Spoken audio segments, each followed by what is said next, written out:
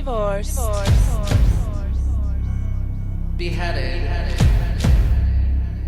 Survived. And tonight, we are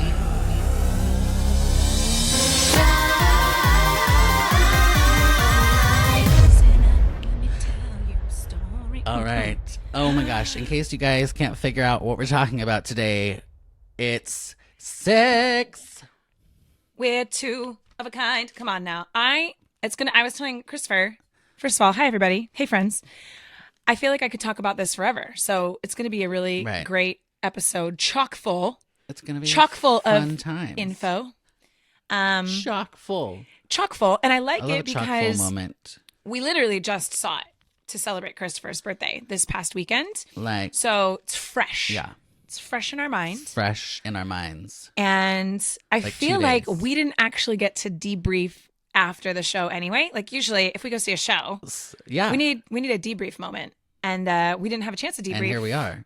Because babysitters and gotta run and, all that. So here we are. So now we're doing it live. In Consort. Oh my gosh. But we probably won't sing it. No, that's fine. I mean, what? We'll probably pop into song. There's one, like, I don't know. Let's be honest. I felt like I had to, like, really control myself in the theater to not start, like, dancing and singing. Oh, see, with I just didn't even bother trying to control myself. I was like, I'm living my life. Here we go. I loved it. Well, okay, before we go into this specific production we saw, yes, maybe we can talk about kind of how we knew about SiX or what we knew about it and that before we go into it, because you are the one that I'll start. Yeah, you kind of introduced. I mean, I knew what it was, but you were the one that were like, you have to listen to this recording.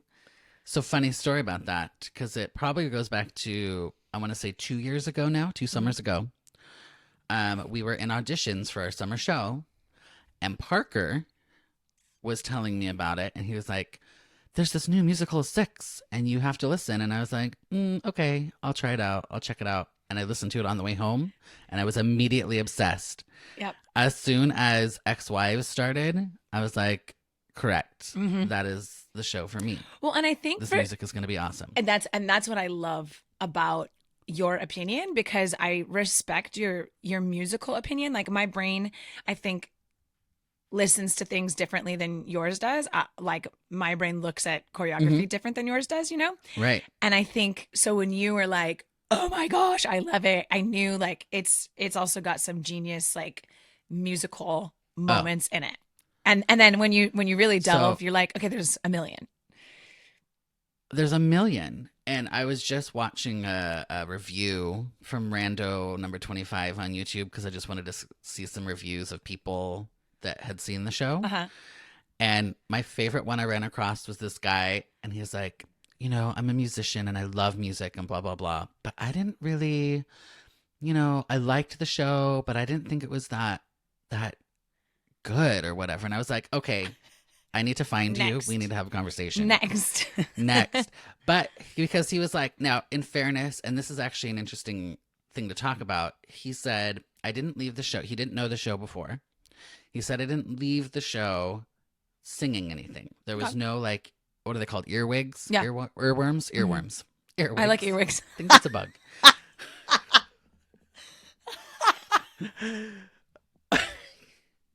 Let's stick with earwigs. I like it. Great. I like it. I can't. Okay. So, no earworms from the show. And I actually was thinking, and I was like, do I agree with that? And I might agree with that. But it's hard to tell because I already knew the show so well. But the reason I think that might be true is because what makes it so interesting to me is all of the lyrics, first of all, but even the music. There's like weird moments where there's a weird time signature for like one measure, or there's an extra beat here, or it's hard to latch onto per se, other than when they do a chorus 4 times, which they reference, and I love that. Right, which that's the one number I think gets stuck in your head the most. Is that one, because it's all you want to do, all you want, like over and over and over and over and over. Yeah. Which is fun. Yeah. So from that perspective, I think I can maybe get on board with that. Maybe there's something that doesn't necessarily you leave humming after you see the show. But Sure. is that really important anymore? Because I know that was kind of once like a metric that people might use. You know, when you leave a show, are you humming it? That'll help. I think it's, well, we talked about that in successful. our, I can't remember which episode, but there are certain composers that Mm-hmm. I think not purposely, but just their style doesn't allude to that. So like Sarah Bareilles, for instance, you Right. know, like that's one of the reasons with Waitress, like those songs, I'm just like, it's like a monologuing song. Jason Robert Brown's like that too for Mhm. me. And then once you've listened to it a lot, then you're like, oh, this is catchy, or oh, I Right. like this song. But I think the music is written in a way that it's just meant to, you're supposed to be in Tell the a story. moment. Yeah. And you're not walking Yeah. away singing Oklahoma where the wind, you know, you're not singing that. Right. Exactly. So I think that's valid. I will say I knew every word to the show. So I can't, like, Well, I sat in I know that's what I said. I, was can't like- be a fair judge on that aspect Yeah. because I know it so well before I started. But right. okay. So next thing I want to talk about with the music or after the music is the costumes. Okay. Wait, can I do a pause? I'm just realizing we Oh, yeah. we are speaking as if everyone knows the show and what we're talking about. So maybe we should just Fair. We're like, everyone knows SiX and everyone loves SiX and they all know all the lyrics. So in case you've been That's right. living under a rock, if you're listening to this podcast, you have to at least be interested in musical theater, I would hope. But in case you're not and you're new, we're talking about SiX the musical right here, which is the story of Henry VIII's 6 ex-wives. And it's done in such a cool way. Like, I remember when I first heard that, I was like, oh, okay, well, we're kind of like a period piece. And no, it's all like pop rock style music. They have the band on stage. The ladies. It's a history mix. It's a history mix. Christopher's going to go into costumes in a second, but it's set in modern day. And these ladies are trying to get the crowd to choose which one of the ex-wives had it the worst, and they're gonna like win, and they're crowned the queen or whatever. But it's all modern, and a lot of the lyrics are just so clever. We can talk about that too. But costumes, that way now everybody's on board in case they didn't know what the show's about. In case they didn't know. So Thanks, it only has Shauna. six. Thank Only you. has 6 females, 6 leading ladies 6 cast members. who are fierce, and they sing in And everything. They are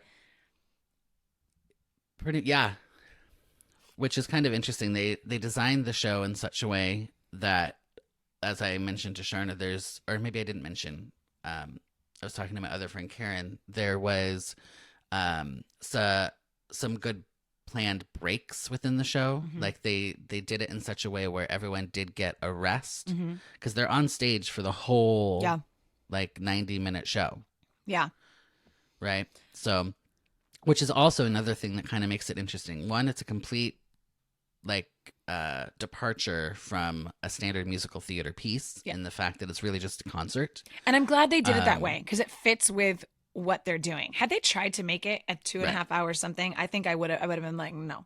It fits so well with what the show's about. And I think part of the reason with that, I know we're like tangenting all over the place, but I think part of the reason with that is most people, I think, especially if they're going to come see the show, are familiar with Henry and his 6 wives. Yes. And the Tudors and everything like that. Sure. So spending so much time on a story might not be that beneficial or that interesting, especially when they're trying to do such a modern take on it. Yeah, I agree. Okay, costumes. Sorry, I had to Bog down in the interject. details. But now everybody No, it's okay. knows. And now you can Costumes. talk about costumes. I love the costumes. I was too. obsessed with the boots. Yep. That's what I noticed first. The First thing. boots, and then the skirts. Yep. They were so structured, Mhm. and so all of the choreography, which I'll let you talk about in a minute if you want, it accentuates it so much. Yep. Like all the movements, it helps show all the. It's not the right term because I'm not a choreographer, but the popping. Yeah. All the hip bumps. Pop. All the hip bumps. Yep, all of the isolation stuff they do. And I wondered as I was watching it, like, how did that come to be? I'd be so curious to know, like, was there some sort of round table with costume designer and choreographer and director that was a thing they wanted, and or did it go the other way around where like the choreographer was like, hey, Right. this is the choreo I'm thinking of and I'd love the costumes to do this, and or was it the other way around where the choreographer was, or I'm Right. sorry, the costumer was like, The what if I costumer. did this? Because I agree, I felt like it was just so connected. Like the reason they had those costumes was why they did the choreography, was why they had the costumes all like together. I loved it. I thought it was great. Yeah. And I love how each of them with the costumes, it was so specific to their character. They all had a color scheme. It was all very like connected to who they were. I loved it. I loved it. The costumes were Yeah. awesome. Awesome. Well, and I think the other thing that was so cool about them is because they were so structured, it also is a throwback to that Tudor style. Yeah. Where everything was very structured. Yeah. Granted, these are not your 1500 dresses, but Well, and they kind of have a little bit of a steampunk-ish kind of. They Yeah, have a little bit that's of a true. like pop star glam, like a Lady Gaga moment sometimes, or you know, a Madonna. And I think it also, I don't know, it almost at times for me. So my daughter used to, she's a little bit older now, but she used to love those LOL dolls. And I know that you're a boy dad and you have a little girl, but I felt like they kind of looked like dolls at times too, which I liked. Yeah. I thought it was cool. Like it reminded me of That's the true. LOL dolls and their like little skirts that they would wear and the way they like the way they would dance in the choreography. Like I thought it was super clever. I loved it. Yeah, I liked it a lot. And speaking of costumes, and the that's one interest- reveal they do Yes. too, that was awesome. Where in Get Down, when they take the Yeah. outer shell off and she's got the underneath one, I was like, oh, it was so clean Yeah. and so seamless. And dude, she was my favorite. I loved her. Oh, I loved her. Yeah? Yeah. Well, actually, I I love loved them all. I can't choose. Well, I know. I well, loved them all. and you have a slight connection to was it Anne Boleyn? Yeah. Was that the one? Well, my sister was that- went out for that role. I don't know. I don't think Yes. it was on this tour. I think she actually went out for the original.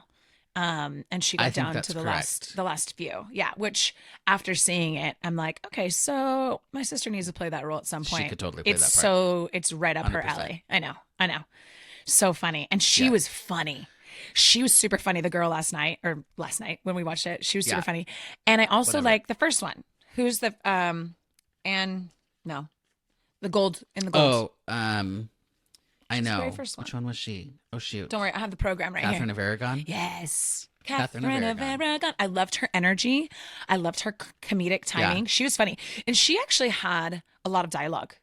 She was one of, I felt like, Yeah. had a lot of dialogue. And I actually really liked her. And then I'm going Yeah. to comment too. I'm sorry. Are you done with costumes? I'll let you continue and I'll keep that thought in my brain. Yeah. Okay. I told you this. This No, is the just one carry thing on. I said on our way out.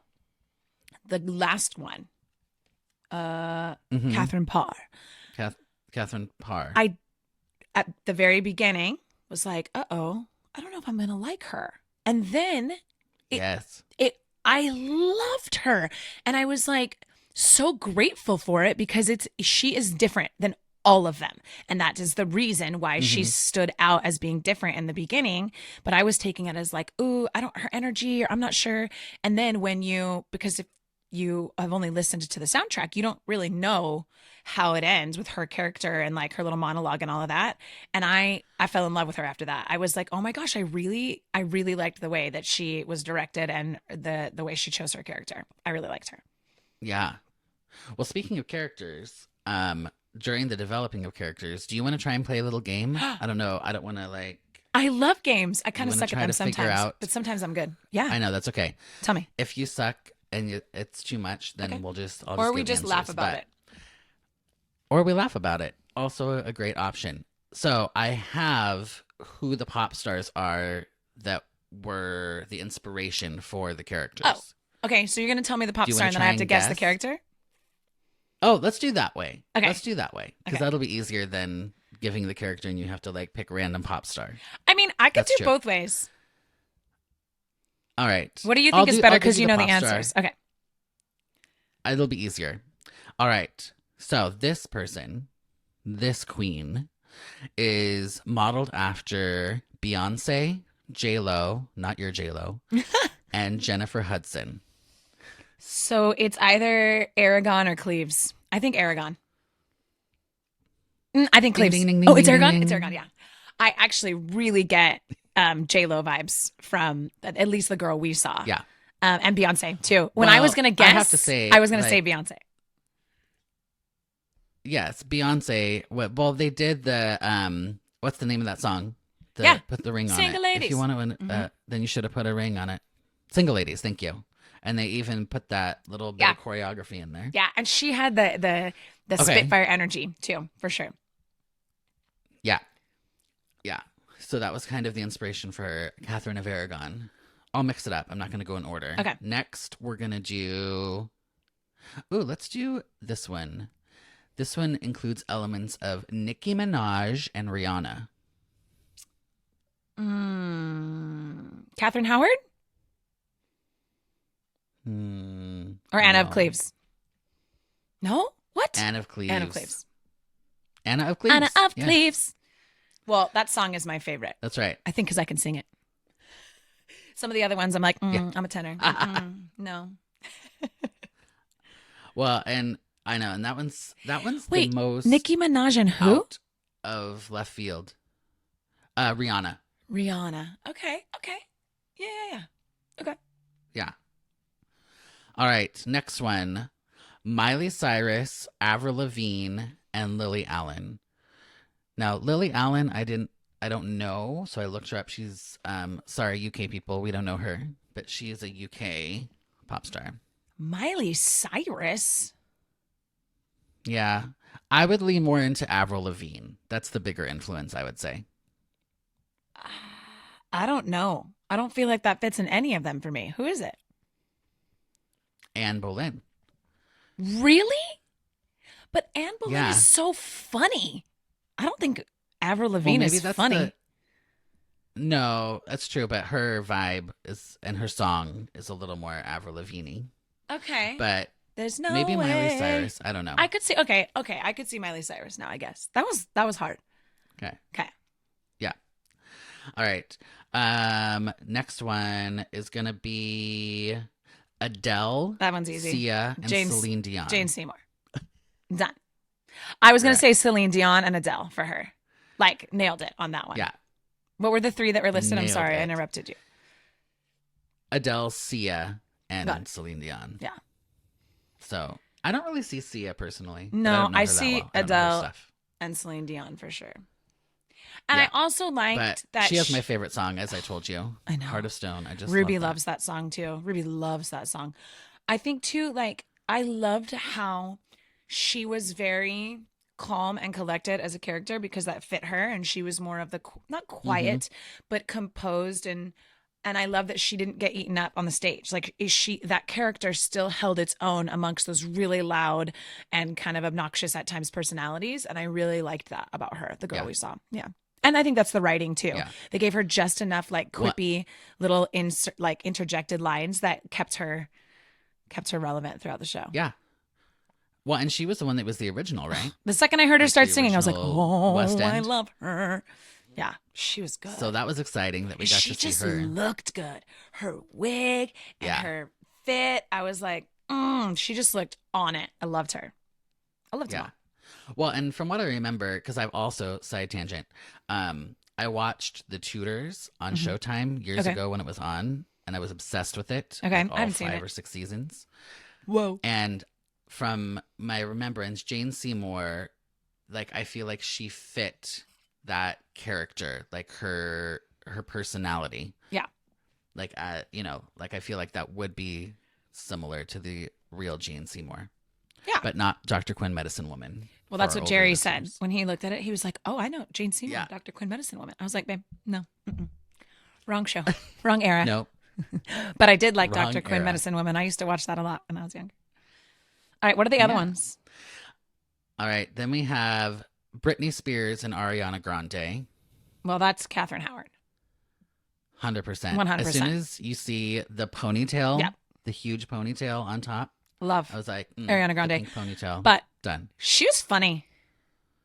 She was funny. She was funny. And I will say, and we can talk about this. I was going to plan on talking about it anyway, but I took Ruby to come see the show. Ruby is 8, which some people would not take their 8-year-olds. However, I saw kids there that were younger than that as well. Like there are lots of, not lots, but there were kids there. And that was the one song that I was a little concerned about. And Christopher had sent me a little bootleg that we don't have anymore. We don't know where it went, but I just found a bootleg recording of it. And I will say I was impressed with the way that it was handled. I actually thought they did a great job. And I think that's what, you don't need to like lean so far into all of that stuff. Like it's already there in the lyrics. It's already, you know, suggested. And so I appreciated the way she did that number. Actually, I thought it was well done. It was just enough, not too much, you know. I really liked her, and her wig was fierce. I didn't know if Ruby was coming at that point, but because you didn't tell me whether you were bringing her after I sent you the video, and I was like, must not be too bad because Ruby's here. Yeah, and I think too, in all honesty, there are some parents of 8-year-olds who would probably be appalled, but I feel like Ruby has grown up in a certain, you know, theater world, and I also think it's what your kids know, what you know will go over their heads, what questions they might ask, things like that. So yeah, I thought it was, and there were other kids there. So, well, unless you really understand all the innuendo, first of all, it goes by so quickly. Right. But it's so clever. But okay, so I want to comment on that. Clever innuendo. I think this would be a show that I would say, like Hamilton, that you need to listen to it before you go see it, because I think like my husband came and Kristen, our friend, and I don't think they had heard, well, Jerry definitely hadn't. And I think you miss a lot of those clever lyrics and kind of those little funny moments because it is going so fast and you're visually watching so much that I think Hamilton's the same way. If I hadn't known all the lyrics in Hamilton before going to watch it, I would have been like, what's going on, you know? And I think it was the same thing with this show, where I would recommend, if you're going to go see it, listen to, and it's short, the soundtrack, you know, just listen to it, because you start to get a little more of the specificity and the cleverness in the lyrics, for sure. Well, yeah, and like even which I thought was interesting that they didn't even address per se the green sleeves thing, because it's, you know, it's rumored that Anne Boleyn had something to do with the writing of green sleeves. Right. Well, she says that in the end. In the remix part or whatever, she's like, I went on to write my own green sleeves. That's or whatever. true. Yeah. Write my own story. But I love that it's part of a couple of songs and it's just like thrown in there. Dun, dun, dun, dun, dun, dun, dun, I love it. I know. History mix. I don't know. That's like my favorite one. History mix. Who's Catherine Parr? Okay. Based off of, she's the last one left. Alicia Keys. Okay. I could see that. Yeah. I could see that. That one didn't track so much. Again, the gal we saw play it, again, she was, I think, the least of what I expected. Like the other ones were like spot on for me. And I kind of alluded to this earlier. I just like, I saw her and I was like, I don't know. And her song is on the soundtrack, not my favorite, but it turned out to be, it's so powerful in the context of the show. Love it in the context of the show. So yeah. Okay, Alicia Keys, I get that. Cool. You did pretty good. I did okay. I would have guessed a couple of those for sure. I think it's the Avril Lavigne one that I can't. Yeah. Anne Boleyn, I feel like she would be based off of somebody just funnier, or maybe I don't know Avril Lavigne. Maybe she's very funny, but maybe. I just feel like I don't know. She's funny. Even like her acting when she's like the whole time like I got my head chopped off. Right, like it always came back to, spoiler alert, everyone. Right. Anne Boleyn had her head chopped off. Right. Okay. Well, and they talk about this in the show too, how at the end of the show, and again tying into Catherine Parr and kind of how she becomes pivotal. Are we about to be a spoiler alert moment here, or? Well, maybe. No, I think it's common knowledge, but you just don't think of it. Okay. The only reason people know who Henry VIII is because of his wives, right? Like, that's true. How many wives? They ask in the show, like, who was the wife of Henry VII, or Henry VI, or Henry V, and nobody knows. So, like, they are the ones, and their stories are the ones that made him famous or well known, right? Right. So I think Yeah. that was interesting. Yeah, I liked it. I like that Man, they what a way to get famous, though, right. for history. Right. I like that they had the band on stage. I like that it was like a 4-piece band and was fierce. Like they were Yes. so good. I was talking about that too. I was like, I love that it was only a 4-piece band. When was the last time you got to see just like a tiny band that, and I mean, it was a lot of electronic instruments, so Sure. it makes sense. Yeah.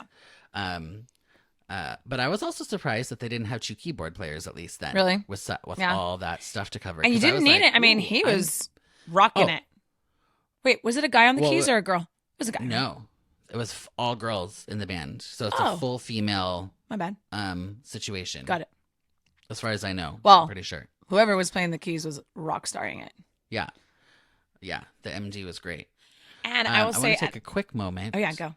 Go ahead. No, you go. Yeah, but I was gonna like turn us another direction. So Well, if I you want have to something talk more about say the scenic design. So I was going to turn too. Okay, Can I do that real fast? great. Sure, you do that. No, look at you. You're so mad. If you're not watching, Christopher just made a mad face. I'm like not he's mad. that I was taking Oh my over. gosh, I'm so not mad. But if you guys are listening and you're not watching, Christopher is wearing his sequin fedora, which he wore to the show, and it's like his show mode hat. So he came ready today. Yeah. Okay, I'm just going to comment quickly. Yes. I loved the scenic design. I thought it was very much in line with like a rock concert, pop concert. The lighting, they had like LED lights that like, went up that made it look like the time, like they alluded to the time period, kind of like the costumes alluded to the time period, but was still modern. I loved it. The one thing I thought was really interesting, Ruby, she's seen the Nutcracker there. She's seen several shows there. She's like, I don't remember the stage being that small, Mama. And I was like, I love that you noticed that, babe. She said, because when they do the Nutcracker, there are so many dancers all over the stage. So I explained to her how they essentially cut that stage in half. And like that shell that they had brought it downstage, which I was a little bit Segerstrom. No offense, Segerstrom. It's not one of my favorite places to see shows unless they are ginormous spectacle shows because you feel a little bit disconnected in that theater. But I think the way in which they brought their whole scenic downstage made it feel a little more intimate. And so I really appreciated that. I really did. And I thought all the lighting trees and all that stuff, those LED panels, they were awesome. And how it went with the music, that was like total rock concert. Yes. Yeah. Yes. It was awesome. And I really want, if anybody from SiX is listening, I really want them to do an arena tour, as I mentioned to you. Yeah. And the one thing I would have liked them to have changed for even the current tour is they should have done video walls. Yeah. So that they could do like close-ups of the singers like you would at a real like pop concert. You know what's funny? That did not even cross my mind until you just said it. And I think that would have, that's a curious conversation point because I wonder if that came up in discussions. Yeah. And I wonder if there was a specific reason if they didn't want it to feel too concerty, because if you put those screens up there, you immediately feel Uber concert setup, right? Uber, like we're going to a concert. So I'm wondering if that did come through the conversation because I could see that being super cool, but maybe the director was like, that's too much concert. Too much. Too much. I would love that though, especially if they did it in an arena. I'm very extra.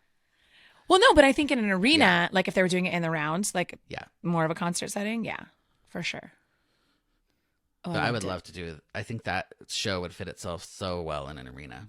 Oh, one other thing. Oh my gosh. Speaking of, no. Yeah.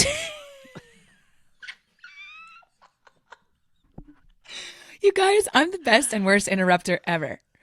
Okay, you do yours, but then remind me to talk about microphones. Okay, carry on. Okay, microphones, got it.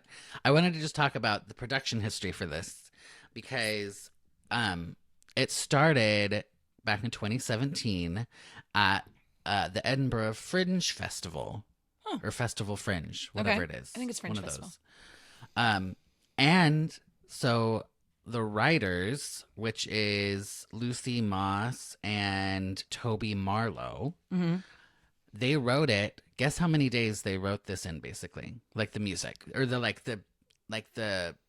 I guess the structure or whatever. Like it was pretty much completed in this amount of time. I don't know. Like, is it some ridiculous like a week or something? 10 days. That's non-consecutive. That's crazy. Non-consecutive. So they worked on stuff probably in between. No. But like their collaboration was basically 10 days to put this show together. That's crazy. And yeah, it was like that. It was like the foundation of the music. And it won best music. Didn't win best musical. What did it win? It won best score. Would that be what it would be? No. Probably. What is the Tony for just the music? Yeah. I'm having a brain drain. Score? Either way, it won best music. For the lyrics too, because I love the lyrics. Yeah. Who Yeah. did Marlo and Moss write the lyrics too? Yes, I think they both did. The lyrics, yeah, the lyrics, they both wrote everything. Music, book, and lyrics. Love. I think the lyrics are just so awesome. They're so good. Yep. So then it did a pre-West End tour. I'm not used to doing like a pre-tour, like touring it and then it landing. Yeah. So they did a pre-West End tour in 2018, and then it started on the West End in 2019, which it's still running. Mm-hmm. And then they did a new tour in the UK that's 2019 through now. It's still running. Okay. And then they did a pre-Broadway tour at a couple places. Maybe it wasn't so much a tour as much as a couple places here in the U.S., probably like Chicago. Let's see, the Chicago Shakespeare Theater. I think that's where Kelly was trying to get in. Got it. And then I didn't know this one. This one caught me off guard, but I was like, that's surprising. Norwegian Cruise Line has it on as one of their shows. Yes. You know what's interesting? I heard someone else say that, and I was like, huh? However, that's a great cruise ship show. It's, I mean, caliber above what I've seen on cruise ships, but it like transfers so well. Like put it on a cruise line stage. Yeah. Well, they also have a lot of those theaters. I've only been on a few cruises, but Norwegian Cruise Line was one of the ones I did when I went up to Alaska. Mm-hmm. And their theater was beautiful. Yeah. Their main stage theater. Yeah. It was like the theater itself was beautiful. The tech was awesome. Which is so cool to think that that's on a boat. Live there. I remember being in a theater on the cruise ship being like, we're on a boat right now? How can this theater? This is amazing. I know. It's pretty cool. It's amazing. It's great. And then it's in Australia. Yep. That went till 2023, still on Broadway, and now they're doing 2 tours concurrently here in North America. Mm-hmm. Which one? Let's see, what are the names of them? Shoot. So it's like the Aragon tour and the Bolin tour. We saw the Aragon tour, I believe. Okay. Well, I liked our people we saw. I thought they were great. Yeah. And then it's coming to Canada in March. Oh no, maybe it already did in March. Last March. Great. I don't know. Carry on. It's in Canada. I wonder with all these tours. South Korea. Oh my gosh, South Korea too? Everywhere. Mm-hmm. I always think about this, like with all these different tours or different places, like obviously they had to have an original set of costumes, right? That's like the OG set. And then is it someone's job or the same person? Like, okay, now this is taking off. We need 30 of these. Because there's more than one for the tour. Like they don't just have one Anne Boleyn costume. Yeah. They probably have 2 or 3, right? Yeah. And so then replicating all of those for however many productions that are going on, it's kind of cool to think about that. And the wigs. Mm-hmm. The wig design was great too. It was. Yeah. It was. All right, microphones. Okay, you wanted to talk about microphones. I thought about this. Now, on the heels of our little show at our little school on Main Street this year with our middle schoolers who had to use handheld mics. Yes. I noticed the handhelds too. But that's the only. They did not have lavs on, did they? No, I don't think so. Here's the thing. I think was obsessed with that. Okay, like as a backup. Yeah, because their microphone like etiquette, their microphone like their choreography, like I was like, dude, I started watching it and then I couldn't stop watching it. I was like stop watching the microphones because it was part of what they were doing. You heard everything they said. Nothing was dropped. Like and that's a whole different aspect of performing, right? Most musical theater performers don't ever have to deal with that. unless you're doing it like a cabaret or something, but not like in your full blown show. And I thought I was really impressed with that. Really impressed with that and the way they utilize their microphones and stuff. It was great. I noticed it as well. So I'm glad you brought it up because I forgot that. I was like, oh, that's so great. I noticed that they only had the handhelds. And a couple of times it was really tricky with some of the, like I watched them, how they did their hand switches and things like that. Yep. And even the handoffs. And I don't know if you noticed, there was one point, and I think just watching so much theater and also directing, Catherine of Aragon ran off stage at one point. And towards the end, and I was like, "Uh-oh, did something happen?" I have a feeling she either had to swap out a mic or something with her costume or something, because the way she exited was like fast, and then she came back out. So I don't know if like her microphone, because they all had in-ears too. Did you see that they all had in-ears? Yes. And so, well, because I was also looking for stage monitors and I didn't see any. So, which I think obviously that's a huge help. The way that they can sing in that amazing harmony, you know, and they've got that mix going straight into their ears. You have to hear. Yeah. You have to hear. Oh, they sounded good too. You can't be like, the harmonies were just as good as the recording. Yeah. They sounded so good. And you know what? I will say, I think it was Catherine of Aragon, the end of her number on the soundtrack. She does this like crazy riff where I really liked that this girl did her own thing. It was still just as impressive, but you can tell that it was more her and fit her voice better. And I was like, work it, because, you know, I kind of love when you see different people from the recording and they do their own thing and they're not trying to just mimic, you know? Yeah. Well, we always say that. Yeah. We both say that. We're like, especially with anything that's like riffy, quote unquote, or not quote unquote. Do your own. You need to make it your own thing. If you are a 3-note riffer, like where it's just like, and that's like your thing, that's me. I'm a 3-note riffer. But because with that, it's like, that is how you're going to tell your story. That's how you're going to be most effective in that moment. Whereas some people, like Christina Aguilera, it's too much, no matter whether it is her or not. Because it's like, Mariah Carey, yeah. Up and down and up and down. So, up and down and never ending. Have you heard Christina Aguilera's Christmas? What is it? A Holy Night? Oh yeah. Oh. Oh, holy long song. Much the unholy night. It's the unholy. It's too much. Like, and hey, time of my some life. people love that. Hey, I will say though, good for them. I would really, really recommend this show to anyone. I feel like it's like, it doesn't need, you don't need to be a theater person. So fun. It's so fun. It's short. It's entertaining. I thought it was very well executed and really well produced. So I love it. When it comes to your town, friends. Is there anything you didn't care for about it? Like is there anything you're like, I wish this or whatever? I love the lighting. So specific and so wonderful.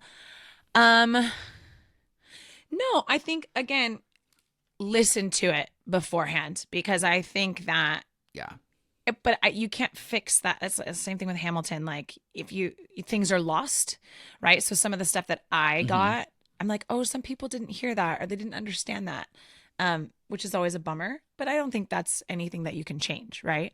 No, I don't. I really don't have anything that I was missing or thought needed to be different. I really enjoyed it. How about you?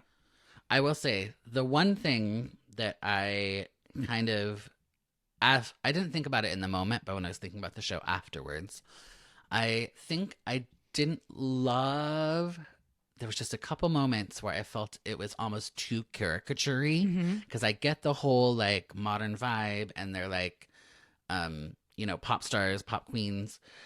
And I think that there was just a couple times where it just wasn't it was too much. Yeah, just caricature, too much. Yeah. It wasn't super funny. And even that one moment where that one moment when they were all on stage and waiting forever. Yeah, too much. Like that, it was too long for me. I will say, I agree with that. It was, and those moments are tricky as performers and tricky as directors too, because you know that they were probably directed a certain way and then also told like read the crowd, right? And so there's that fine line that if you just it was about 8 seconds too long for me. Yeah, I agree. Well, and it's like you have to push it just past the point of uncomfortable for it to land right for me. But then, But I feel, like you said, I feel like we just there was this moment of silence. I literally was like, yeah. Yeah.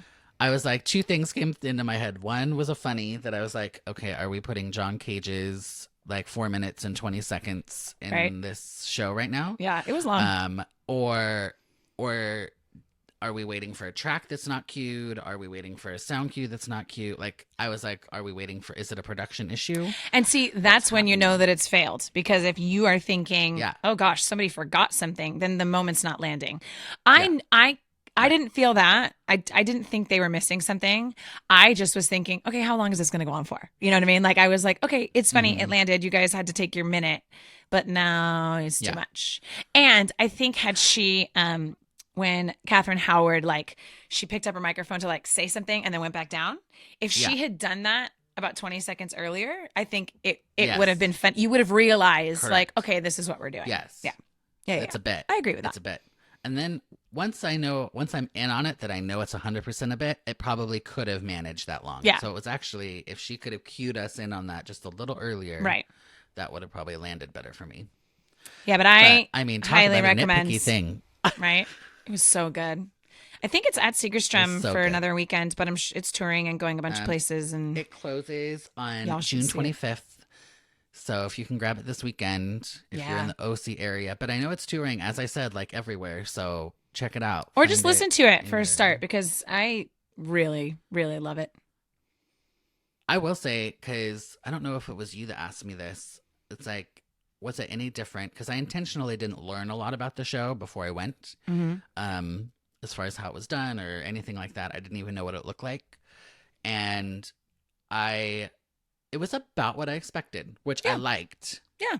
You know, like, I didn't feel well, like and I I think you can't, with a show like that, it's not like, I will never forget the first time I saw Wicked and I was like on the floor, because there's a full book and all scenes and things that you can't listen to. And back then you didn't have these bootlegs and these versions, right? And this, the scenes that were not added, but that the scenes were very short, and you could kind of already... They were really just transitions. Exactly. So you kind of already knew what you were getting with this show, and I think it is exactly what I expected. And I mean, with the costumes and lighting and all of that, it was great. The costumes were so great. I'm obsessed. It was awesome. And speaking of Ariana Grande as one of the people, I know we didn't, I'm just like wedging it in here. Did you know that she was cast in the Wicked movie? I did know that. As Elphaba or Glinda? Yeah. I think it was Glinda. Okay. Let me go look it up. See how look it up right now. Yeah, sometimes those that might have to be an episode. We've done the whole... I think we're going to need to wait for it to come out. Oh yeah. But I don't know. I'm curious to see how that transitions.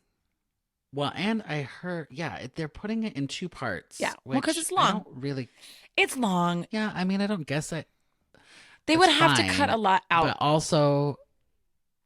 But also, then just make it a 2-part thing that you release at the same time. Don't release it a year apart. They're going to release it a year apart. I wonder where they're going to stop the first one. Like intermission, like that? They're going to I think it's going to be end of Act 1. Yeah.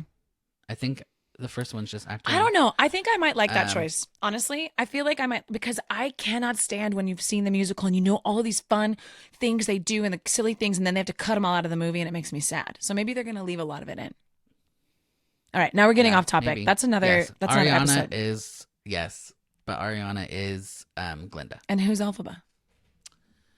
Cynthia Erivo. Oh, okay. All right. Yeah. Cool. Well, everybody, as we said, go see SiX. Listen to the soundtrack. It's amazing. It's amazing. Fantastic. According to Charnopher, we are here for it. It's a musical. SiX. Highly recommend. All right. Yep. All right. Follow us on Instagram. Check us out on the YouTube. Like and subscribe. Go to uncommonpod.com. All our stuff is there. Reminder, we've got merch. Go get some. We've got merch. And I love it. And on that note, Charnopher out. Oh, my hat's crooked. Oh. We both wear hats. Oh, my God. Love that. I didn't even think about that. This concludes another episode of Uncommon Sense. If you're ready for more of this fresh, hilarious, and unique perspective on the world of entertainment, education, and life, be sure to subscribe right now to catch every episode. If you gasped, laughed out loud, or even snorted, share the show with your friends and aspiring entertainers because, let's be real, sharing is caring. For more Charnopher, tune in to their witty insights by checking out the website uncommonpod.com or connecting on social media. Tune in next week and get the real insider scoop on another episode of Uncommon Sense.